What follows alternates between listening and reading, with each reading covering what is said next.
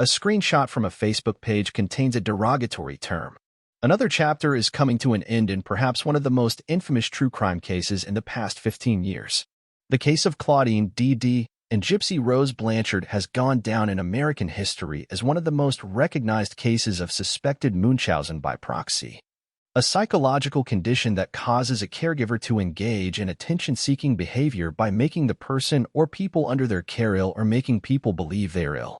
Now known as factitious disorder imposed on another, it is suspected this disorder is what caused D.D. to lie to friends, family, charities, doctors, and even Gypsy herself, convincing everyone her daughter was severely ill and much younger than she was.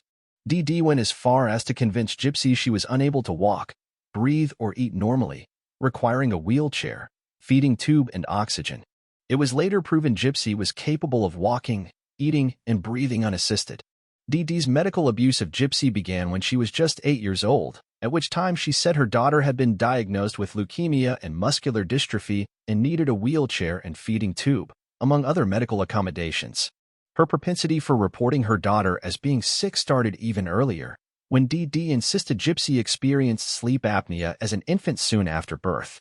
D.D. also later insisted Gypsy had seizures, asthma, and hearing and visual issues and had doctors prescribe medications and perform surgeries for these conditions. Gypsy and her boyfriend, Nicholas Gojon, later devised a plan to escape D.D., resulting in her death via stabbing.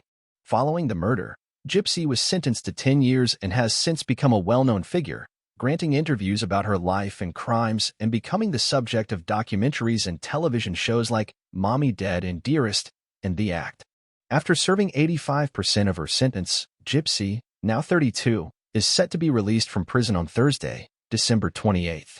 After years of twists and turns in the case, the public has a rapt eye on Blanchard to see what happens once she is freed from incarceration. Need a recap of the complex situation? Brush up on the details with our timeline.